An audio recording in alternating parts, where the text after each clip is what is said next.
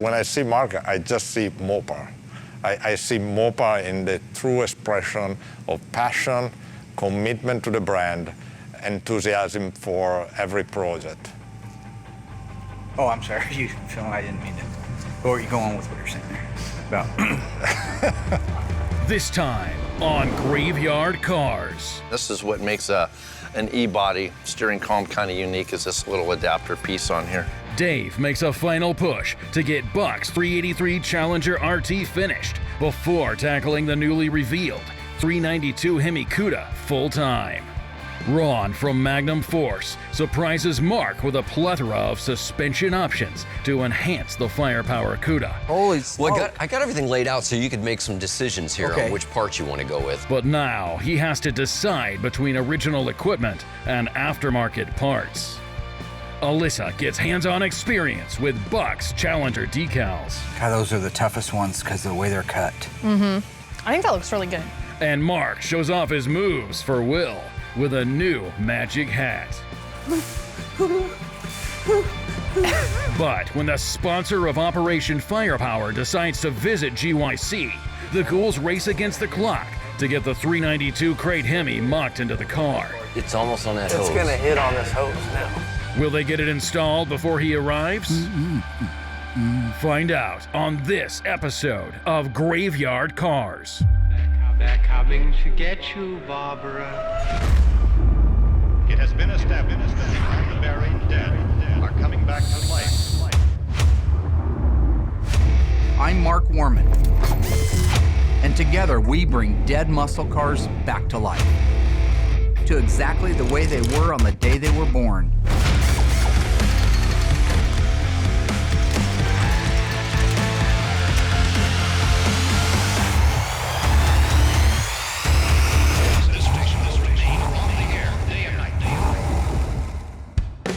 In case you got stuck filing TPS reports, here's what you missed.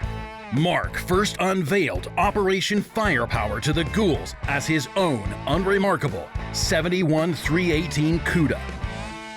When a mystery client requested Mark for a super secretive project, the ghouls were shocked to learn that not only did they need to drop everything they're working on to restore this car, but that it needed to be showroom ready in only 4 months, making it one of the fastest builds in Graveyard Carz history.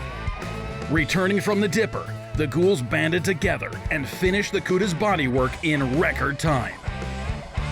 Mark revealed the true purpose of Operation Firepower, to build a 1971 Cuda featuring a brand new plug-and-play 392 Hemi Crate engine. 60 days. When I say there is no tomorrow, there ain't no tomorrow at all. We got to That's the first time that actually makes sense. And the build will be revealed at SEMA in Las Vegas. Now, with the sponsor curious to see it installed before SEMA, the ghouls need to make sure the Crate Hemi will fit before his arrival. And to do that, they need some help from their favorite suspension gurus, Magnum Force Racing. Well, if it ain't old Joe Dirt himself. Hey, hey. Wow, look at that. How's it going? How long you guys been here, buddy? We just got here a little while ago. Ron showed up today from Magnum Force. He brought one of his techs with him, Jeff, and they brought all the pieces that they knew they needed to be able to do this amazing conversion that we're getting ready to do. Yeah, we've got multiple suspensions for you to pick from, and disc brakes and oiling system components. We've got everything, headers, whatever you need. So you saved the day. I'm Ron Jenkins from Magnum Force Racing, and came here today to bring quite a selection of different components for Mark to pick from for this build that they're doing. Yay. Because the time it would have took, if we would have been able to figure it out, we're OE, right? We're OE. Right. The first thing I thought of was you. Awesome. When I got that call, I could hear the panic in his voice. I could hear, and that's understandable. It is really understandable, actually, because we've only recently been going through some of these builds ourselves and understanding some of the idiosyncrasies that you run into along the way. Oh, this is fantastic. We're colliding 1971 and 2016 together, so yeah, the past harmonizes, as Stephen King would say, all right? And in this particular case, I hope it harmonizes on our behalf. I'm gonna tell you the truth, I don't even know where to begin. You know where to start? I got the engine from Mopar there. That's a great place to start. We got an engine. We've as you know, there's a transmission on the way. Yeah. Which is going to play really, really good with this whole thing. So we put the shifter in the stock position, which will be really good. What makes this new technology so good? It's reliability, it's performance, all that. So we've got a number of options for them suspension-wise to get some modern suspension technology underneath the car that's going to make the car handle and drive a lot nicer. This is the only way you learn is trial and error. I have the errors handled. I don't have the time for the trial at all. We all have the errors under our belts. So this is fantastic. So all this somehow's got to get in that car and run. Yeah, and it will. It will. By the time we're done, No kidding. It's going to run nice. Yeah. I'm not too proud to say that I'm concerned and was a lot more concerned before my conversation with him, in as much as I gave my word to Chrysler, to Mopar. I mean, that's it, right? That's the holy grail. I mean, that's the 50-foot, shark. That's the big one. That's the big enchilada. So, I could use a lot of metaphors to describe it, but it's big. It's huge. It's huge, Jerry, huge. Remember Seinfeld? At Banya? Oh, he said gold. It's gold, Jerry, gold. While Magnum Force lays out their new gear, Dave gets to work on the steering column for the Firepower Cuda. What we're working on here is our steering column for our 1971 Cuda, our firepower car. Kind of gathered up. I had half of a steering column, and so I tried to gather up as many 71 parts as I could to build a column. So I got everything detailed, got everything painted. I got new turn signal switch. The thing that makes a 71 unique from a 1970 or 71 and up is this little deal right here. You got to kind of turn that there to actually release the lock to pull your key out of the column. The other ones, you just turn it, all the way back and pull the key out. But in 71, they went to this locking steering wheel. What's unique actually about this steering column in particular is on the end of the shaft, you normally would have a style of a coupler, which I got like right here. So this is the normal coupler you would have, which would be in conjunction with this piece right here, and there's a boot and then your steering shaft. So this would be on the end of your steering shaft that would hook to your standard OE, steering box. But in this case, you could see we got this really cool U-joint. The difference is we got a rack and pinion system on this. We got a Magnum Force suspension. We're going to use an actual OE original steering column, but on the end of the steering column, I incorporated this U-joint, which will go to the rack and pinion steering. And then from there, I got to actually run this style of shaft, which is a double D shaft. And the double D means it's a D shaped on both sides. So this will actually fit into this end, and then this will actually hook into our rack and pinion steering. So this will obviously be cut down to whatever length I need. We start with the shaft. I'll run the shaft through and get all the pieces on here first, and I'll start building out the front pieces. This is your very end. This is what makes an E-body steering column kind of unique, is this little adapter piece on here. This piece will go on the end of it, then the steering wheel actually just bolts onto that. Now that Ron's had time to organize his buffet of parts, it's time for Mark to choose how the new Crate Hemi will be mounted in the 71 Cuda. Hey. What'd you do? There was a Cuda explosion, and that's what we get. Remember that from Tommy Boy after he ripped the door off? What'd you do? Last time I was out here, this was all up there. Holy smoke. Well, I got everything laid out so you could make some decisions here on which parts you want to go with and stuff. I have a tendency to gravitate towards which direction I think you're going to go, but we can talk about some of the idiosyncrasies of the individual components and stuff. I'm actually blown away that Ron had the fortitude to bring so much stuff with him and give me the options. I would just be grateful if he was here to help Big Brother it, but I mean, he brought everything. I brought you options. I know what kind of cars you like to build and that sort of thing, and we can go any direction you want to. That's one of the cool things about the modular suspension, is that it's designed to utilize our dropped spindles, which use Mopar brakes, which means your stock Mopar 73 and up brakes, like the Cuda. Yeah. Exactly. Let's say I'm going to 15-inch wheels. Well, you don't have room to put 14-inch six-piston stuff on there, so you have to do what you have to do. Sure. In that case, you've got the spindles to take the stock brakes. To take the 73 and up rotor with the bigger bearing. Exactly. And that'll accommodate my 15.7 rally wheel. So my goal on this, of course, is that outside to look really stock as we can make it look, even though we got all this craziness under the hood. Knowing that they've already been down every one of these roads in the last, just ironically, couple of months, really makes me feel comfortable that we're not going to have any trouble, too much trouble, getting this car done by the deadline. So the next task I reckon I got to do is go through here and pick. Yeah, Is that right? you do. Yeah, you got some choices to make. It may take us a while to figure out what the combination is, but I'm fairly confident that because Ron brought so much stuff up with him and we had a few things before, we're gonna find the combination that puts this engine and transmission in this 71 Cuda. I could use any of this, all of it or none of it. Right. What is the, I see the tubular version and then I see the one that we put in the little 70 Cuda, is that right? Right, yeah, And that's exactly. called what? That's called the transformer. It's our modular suspension. It's the one that allows guys to be able to build this incrementally if they want to. But its advantages over the other one, strong as Oh, it looks strong. Strong, strong, strong. Okay. It's solid, what, 1/4 inch steel? Extremely beefy. It's a combination of 3/16, 1/8 inch. Those lower control arms are built much like you'd see in an off-road truck or something. You're not going to hurt those things. So very, very burly. Very Okay. beefy.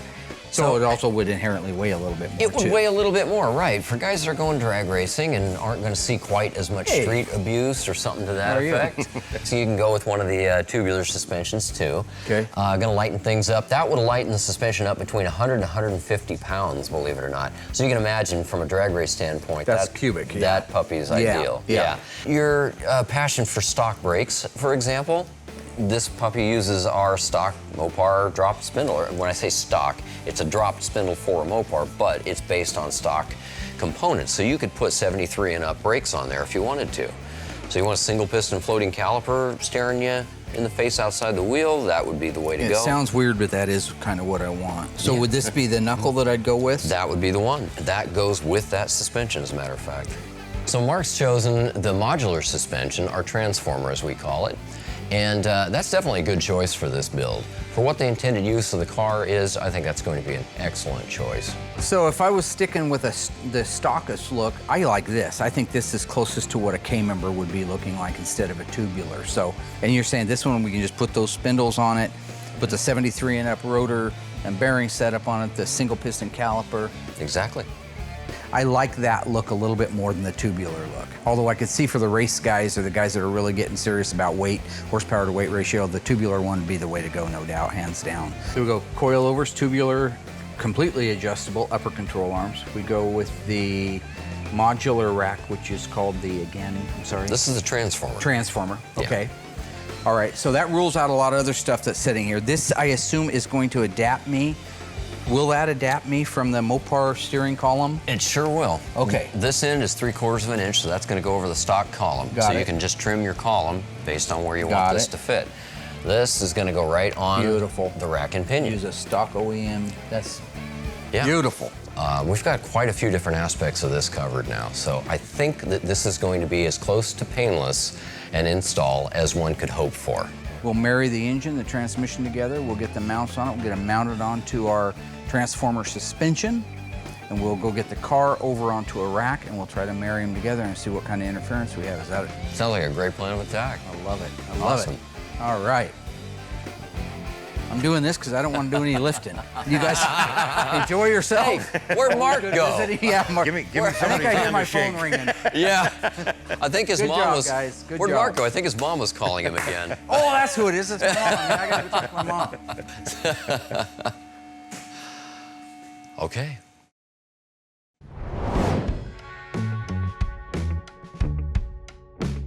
Well, we got a pretty good part of our steering column put together here, but I'll kind of show you a little bit of how it works here. So here's your actual steering wheel lock, and there's like a little star piece, this dude right here, that'll go on there after, and it'll kind of fit in there, and this is what it locks in to lock your steering wheel. So whenever your key goes on, you can watch that thing pop up, and it pops up out of the way, so this will turn free, or else your steering wheel won't turn whenever you're driving. So that's like your ignition on position, so everything's out of the way. Now, whenever you turn your key off to shut it off, you can see this doesn't come down. So it kind of is in a lock position. You got to depress this button down. Once that goes down, then that'll turn all the way, and you can take your key out. Everything seems to be working good, and I kind of cycle everything, make sure everything's working. I got everything greased in there.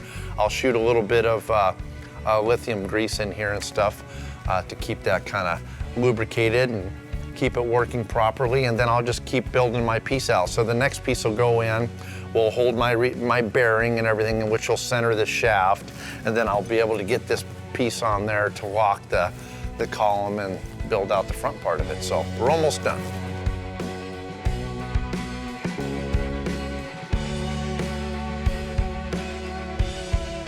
Yeah, I got the turn signal switch in there. All I got to find is the turn signal actual knob and whack one of those. Hey, boss, check this baby out. It's our firepower column. That looks really nice. So you got the organosol and then the little bit different shade here. You got the glossy base down here. You got our Detroit joint on the end of the shaft. That's a good job. Yeah.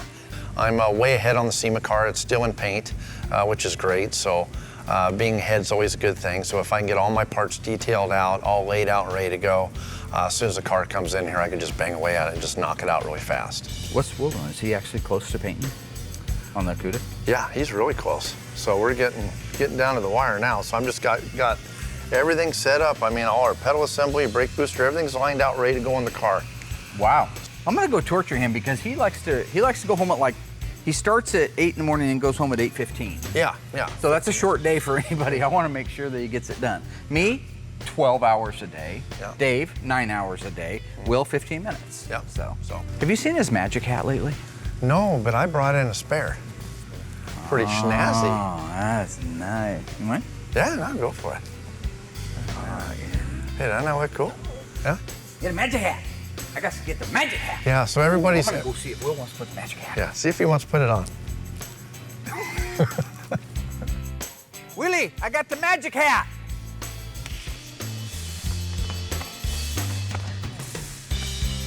That's with this hat. No, dumb. I see your hat. Can we not put it in the... Oh, you dumb. You got just sealer on my... fucking said. Well, what, you painted 8 seconds ago? Yes! You half-wit? I just said don't throw. Now it ain't his magic. Why would you do that? Okay, so getting ready to put the door in the booth, get some paint work done. Mark's probably heading back up front. Can you use that? You don't think so? So stupid.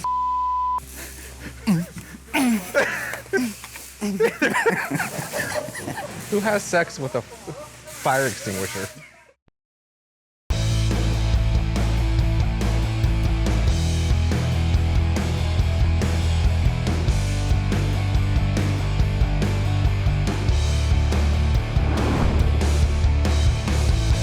You know, everything's coming along really good. You know, all our classic auto air stuff, I was finally able to actually install it in the car. So I got our beautiful heater box in there. Dash has been installed, rear seat, all the carpeting. You know, so it's really coming along very quickly now. All I got to do is, you know, kind of a few parts trickling in here and there, and just a few more pieces to put in the interior, and then a few more things to do in the engine compartment. We'll be ready to start this car up and head down the road. With headway made on Buck's Challenger, Dave steps into the engine room to help get the 392 ready for installation. So I just got back out into the shop. The guys have been working on the engine all morning long. Just a quick update. They've had to take the flywheel off to put the second part of the scatter shield on. This is the big steel plate that protects the back of the block should something come unglued. The rest of it is the actual bell housing as part of the scatter shield as well. Now you see that they've got the oil pan off. This is kind of a cool thing. Because we're using the Magnum Force transformer suspension, we got to use a rear sump type pan, which Dirte brought with him. It's a gold Milodon, but to put it on, this was designed to go in a Challenger, which is a front sump. What that means is, this is the pickup tube that came with the engine if you were putting it in a Challenger, and it locates it geometrically at the front of the engine. This one changes it. If you were to bolt it in the same location, it moves it to the back of the engine, the gold one. That means it takes a different oil pan. This is all Jeff's idea. Jeff had us fumbling around for a while here, trying to find our way to figure out, well, let's weld a tab onto the windage tray. So we were getting ready to just reinvent the wheel. An old Cool Breeze, the old bull up on the top. Remember, there's the two bull. There's the young bull that wants to come down and nail all the chicks, and then there's the old bull sitting up on the top that says, "Nah, let's just go down there and take our time and do one at a time." I don't know what the metaphor is. Anyway, he knew what the answer was. He just wanted to make us figure it out on our own.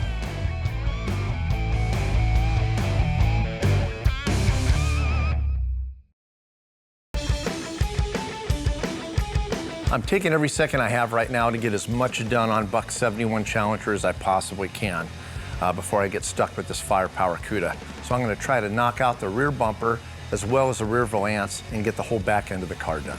You putting it back together? Hey, what's up, Will? Oh, another day. Check it out, bud. That Well, looks that awesome. looks bad, don't it? Yeah.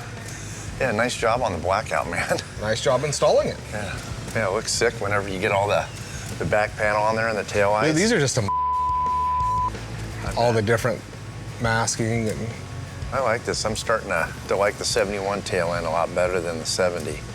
Thought the 70 was pretty cool. But any this tail is looks good. Yeah, there you go. Right? Yeah, but this looks really mean though. Yeah, it's cool. It does. You get ready to put the bumper on? Yeah. Hey, while you're here, man, you want to give me a hand? I'll take over since Alyssa's not here. So Yeah. this is her. Yeah, that'd be forte. great. Help out a whole bunch. I got everything just kind of loose. I just need help kind of putting it on there, and so it's really cool. We got a great team here at GYC, and it's great that we all work together, and so it shows in our work. I like how you favor your side. Yeah, I was gonna say, there you go. Thanks. I just need one to kind of hold it in place there.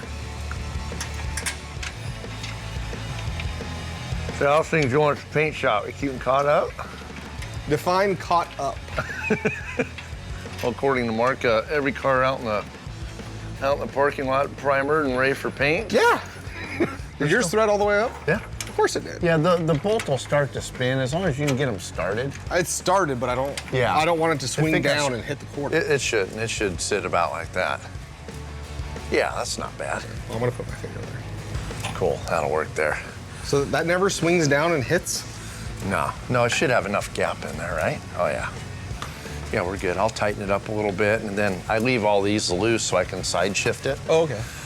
What's left in the back is, like I was saying, rear gravel pan, exhaust tips, and then I'll just start kind of working from the back of the car to the front. So this car's about done then, isn't it? Yeah, drop the radiator in there, and we should be able to fire this thing up and hit the road. I've never been in a muscle car that has AC. Really? Yeah. That works. Yeah. Yes, I should say. Yep, now that the back bumper's on there, I just got to do some final adjustment on it, get it sitting there perfect, get the rear gravel pan on, exhaust tips, button her up, back end of the car's done. Sounds good, buddy. Yep. Hey, thanks for your help, man. You're welcome. Let me know if you need any more. All right, buddy.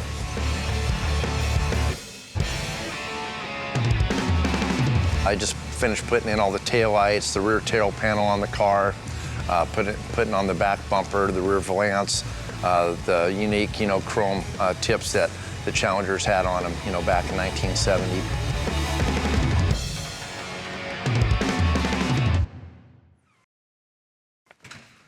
Oh, Willard!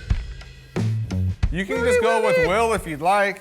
Hey, Will, Yeah. you got a package in the mail for you. Hey, from who? It looks like a fan or something. It says to my favorite knee shaker, Will Scott. Can't even rip Well, there this. might be documents or something in there. Yeah? Maybe it's a magazine. Ah, no. It's a hat for you. Oh, is it? Yeah. Oh, there's a note. You want the note? You want to read that? Yes, it's a do-rag. It's like a nurse's hat for the Sounds doctors. like a doctor. Yeah. Who likes the Knicks? What's up with? What up, homie? That's why. New York I don't Mafia in the house. That's why I don't put that hat on. Yeah? I'm giving you this in hopes you will wear it. He's gonna be disappointed. That's okay. I make it look It good. might even bring them luck. You're an awesome painter and would love to have you paint my ride. I have an 82 Cutlass. Yeah, Gutless Supreme. It would look super sweet, plum crazy, right? Anyway, continue doing what you do and don't let Mark bring you down. He's whack. Thanks, Clyde. Right on. Well, Clyde, I don't paint 1982 Cutlasses. I've had a couple Cutlasses. I That love doesn't them. surprise They're me. great. Well, I'm sure you do. Yeah. And I don't like the Knicks. So thank you for the nice letter and the nice hat, but if we're going sports and basketball, we gotta stick with Miami. So. Are you gonna wear this at all for your fan since, you know, he No, I sent it told him in? thank you. No, I said I know thank you you. said thank you, but I mean, you could at least go that little bit further for the, you know. You've been told that a the few viewers. times, haven't you? A little bit further, but don't bump. I asked America to send me hats. Obviously, with what I'm wearing, that's not quite what I received, but this is what I received so far. You got a lot of hair. Oh, look. There's a lot of hair. You got gloves, scalpel. So, thanks, Clyde. Appreciate it. I hope it wasn't used, or I just thought about that. Yeah. Hey, you Put know what that you on. could do is sign it and send it back to Clyde. There you go. So I will personally sign this, and I'll get it right back in the mail to New York City. So, thank you. I'm gonna do Bondo in this thing. Heck yeah. You like the Knicks? I like sports. Oh, you're one of those guys. I'm a basketball fan, you know. Okay. Just send normal hats. Hats that got some cool on them. You know, something cool. So I guess you know what? I wasn't specific when I asked for this. So send me your hats. Just make sure they're cool hats. So thank you, Clyde, for the hat. But I do need to get back to work, and this hat's not going to quite make the list.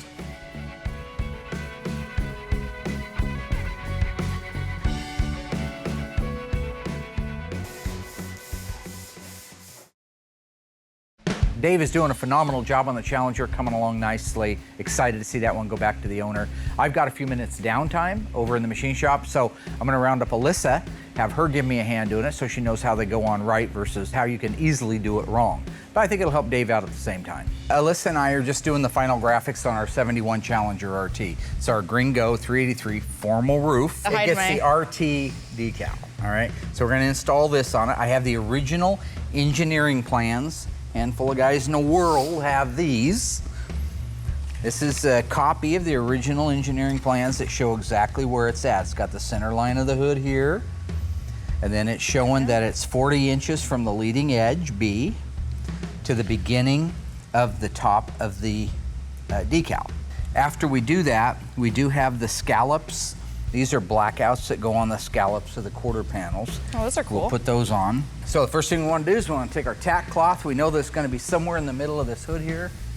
Ching, ching, ching, ching, ching, ching, ching, ching, ching. So it's gonna look cool. This car has a lot of decals. Yeah. Doesn't it? 71, they really started getting, 70 and 71, they started getting pretty loaded up with that stuff. So are we gonna use the application gel or are we gonna use We'll your use little the app solution? gel when it's time. We want to lay out a measurement. Okay. So I'm gonna grab a piece of tape. The quarter is going to be our mark for the center line, 26 1/4.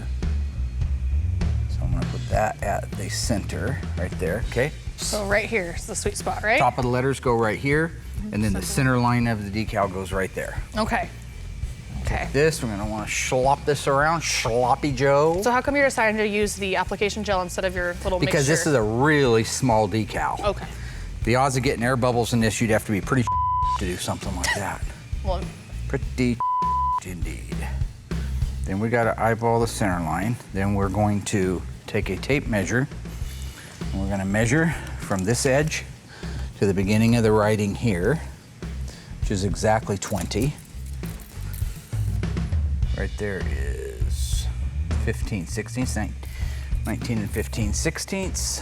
This one is 19 and 15 sixteenths, so that's dead needs to center. go up a little bit though, right? Let me set it. Gaga goo goo now. What is that? I'm trying to trick your eyes. You're trying to trick my eyes I'm trying to trick my eyes. into seeing straight? Isn't that why you have glasses on? God, those are the toughest ones because of the way they're cut. Mm-hmm. I think that looks really good. I would almost say the same thing. I think that's it. I like it.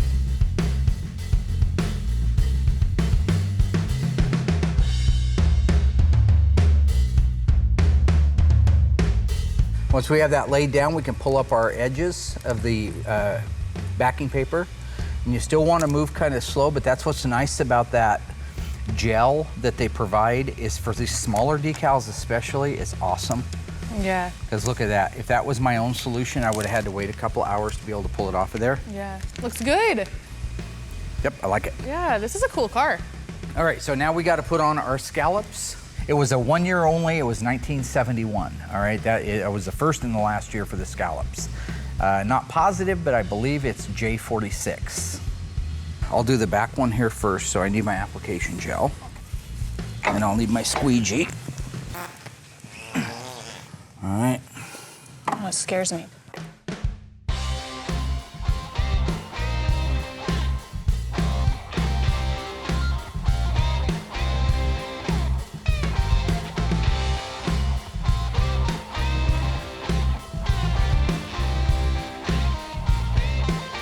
So I'm just gonna let that evaporate for a while.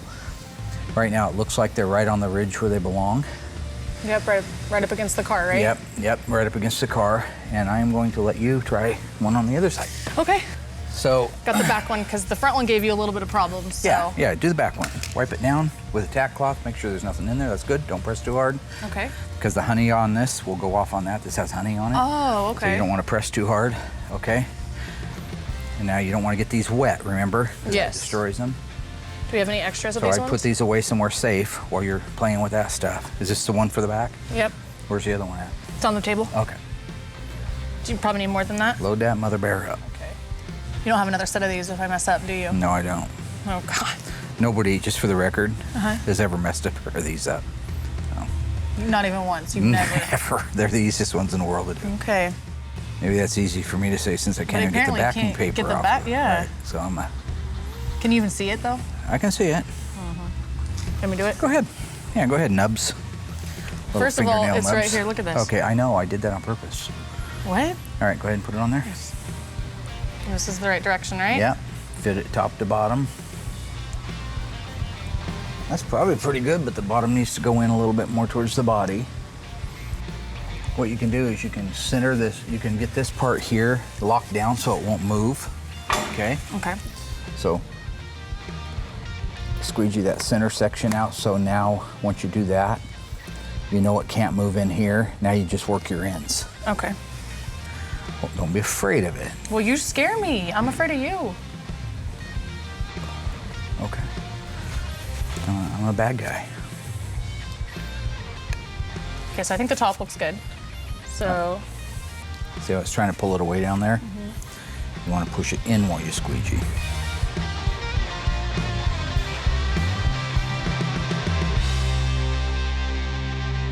So we got the Challenger done. Her side turned out really nice. Good job. The RT is on the hood as well, looking gorgeous.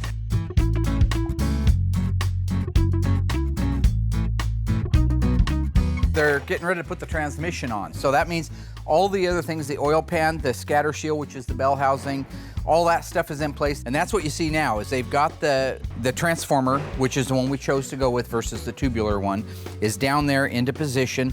We've got the transmission ready to slide into the clutch and bolt up to the bell housing. Once those two things are married together, we'll be able to take this over and let the Cuda down on it and see how we're getting for a fit. Now, hopefully it's a good fit and we don't have to do a bunch of cutting.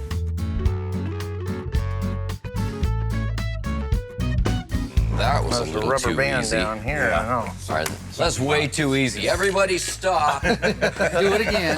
It went way Let's too rethink easy. this, yeah. Yeah.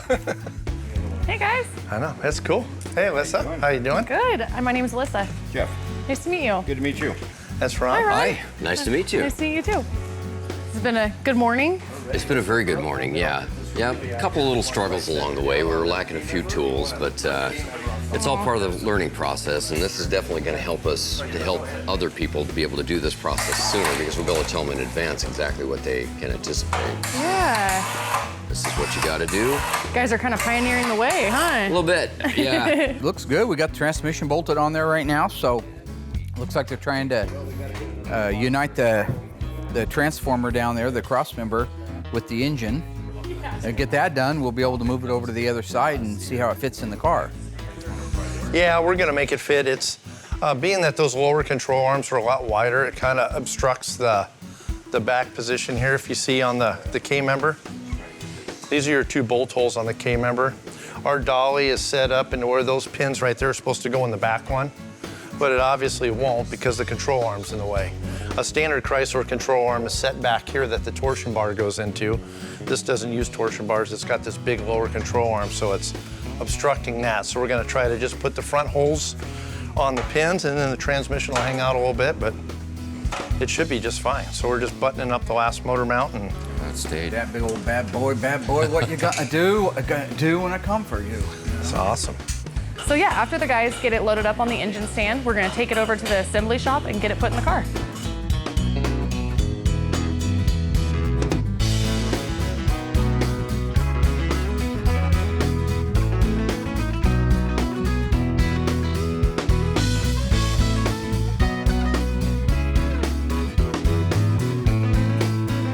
All right, let's insert this bad. Ready? All right. Well, it's not too bad. Back end will need to be kicked over a little bit, I think. Yeah, easier said than done. Nice and gentile. More? Right there, I'm thinking. Okay. Go ahead and go down, Mike. Yep. Yeah, because we're gonna hit that wiring harness there. Whip it, and whip it good. It's nice not having a fan or nothing. Well, this one certainly leaves us a lot more room than the other Hemi we put in. Yeah, a ton more. Lord, that thing was a tight fit. Yeah, it looks pretty good on the firewall. Not looking bad? Okay. Right now we're centered up on the center bar. From the standpoint of clearing the engine compartment, beautiful, phenomenal.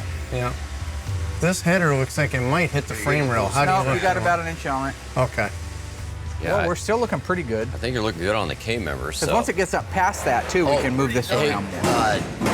Hey, Jeff. That's pretty Jeff. close now. Yeah. You know what still didn't get cut out? Huh? These reinforcing brackets right here didn't get taken out. So Which we're ones? about These to- here? Yeah, these. We can do that after, but that has to Oh, we go. always have to take those out just for the K member, huh? Yeah, it's gonna sit against that. Do we just want to leave it where everything right where it's at? Yeah. Go straight up? Yeah. Okay.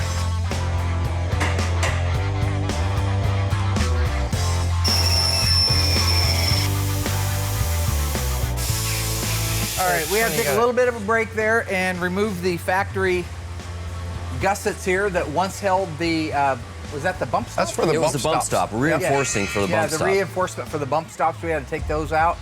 So now we have a nice flush mounting area here for our Magnum Force transformer to go right up against. So now this area will fit flush with the frame rail area. That's just one of the mods. We had to do it before too on the 70 Cuda. We just all kind of got so excited about putting the engine in we forgot. Anyway, 10 minutes later, here we go. Yep. And it's the power of love. Yep, good job. Got it. Okay, keep coming and We're looking good so far on the back of the transmission. How you doing on your K member? Still got a really ways. great. It's almost on that It's hose. gonna hit on this hose now. That's right there. That's it. As far as you can go for the moment. Okay, hang on there, A couple doodly-doo. of bolts started in those two rear I got them holes. up on that back window right to your right, Mike. Things are looking pretty good, actually. We came right down on top of the K-member bolts right off the bat. It was almost like we planned it. Mike, can you pull down on this front frame rail? Something's hitting. Yeah, the bell housing of the tranny's hitting the pinch weld around the Or base, jack up around right the there. transmission, the bell housing tunnel. So we got the K-member bolts, or the transformer bolts in this case, up into place. Royal showed up, of course he did, now that all the hard work's done. He's underneath there right now. They're putting the transmission crossmember bolts in it, so everything's kind of supported on its own. Then we can raise it up, look at our clearances, see what kind of provisions we may have to make, and maybe at that point do the final cut and fit, weld in our tunnel. With the engine successfully installed, Mark anticipates the arrival of the man responsible for this project, the president of a very special company. Right now, I am waiting the arrival of Pietro Gorlier. He is the CEO of Mopar. He's coming out to check out the car, check out the shop, check out the build, make sure that things are going the way they should be going, and we're pretty excited around here, you know. So, yeah, it's that or no car. So. Okay, well, so here's where we're at. We've got our 392 Hemi installed. I'm Pietro Gorlier. I'm the president of Mopar. You met Ron earlier from Magnum Force. How are you doing? Nice to meet you. He was gracious enough to come up and help us with his suspension. Now, we could have adapted that onto the stock Mopar K-member, but being our short time period here to be able to get this car looking the way it needs to for SEMA, he had already invented the wheel, so I didn't want to reinvent it. So That's a he good came idea. up very graciously and installed his really cool rack and pinion system, which is actually great anyway. So The project is, first of all, to bring back the ability to drop a Mopar engine, a Hemi engine with a proper controller and harness into a car for restoration. So we decided that only someone that is really specialized in Mopar cars can do the first car with this new controller, harness, and engine. this is something you're going to love, and this is going to be such an easy promotion. So you've got a basic 71 Cuda here, that's all. Yeah. That's the only penetration on the firewall, one clean penetration. That is the factory floor hump right there. Everything you see is 100% factory, except that to get the Tremec 6-speed, we had to cut a small section of the transmission crossmember reinforcement. That's it. And I like the pistol grip. I love the pistol grip. You can't argue with that. Can I ask you a question? Yes. You have a big shop. You're an expert. Yes, sir. What about if I am really just a guy that wants to do this in his own garage with, a dad and son? The claim to fame here isn't the first time we built a 392. You've been offering that for a while. It's the ability to put it in anything that you want to with the least amount of headache when it comes to the wiring and making it run. That's exactly the idea. When you talk about Mopar, you need to find really the passion for the brand. And only in this place you find people that have dedicated their life and their work to Mopars. And so, perfect match. With the controller and the wiring that you've made available for this, it just sparks the imagination now as to where are your limits. They're literally what you want to put it in now. Where before is, I was terrified at the idea of trying to put a late model Hemi in any of my cars because of the wiring. That was the only reason. It's done. Problem solved. It's done and done. Problem solved. I'm excited because it will be finally the moment where we will see this engine, this controller, this harness to work in a car and bringing it back to life. So I can't wait. Well, thank you, because Mopar, it is what it is, thanks to people like you that are keeping Mopar alive and keeping the heritage of Mopar fresh. Yeah. Thank you. You're very welcome. Thank you, my you. friend. All right. Okay, party time. In case you got distracted Googling TPS reports, here's why the ghouls didn't sleep this week.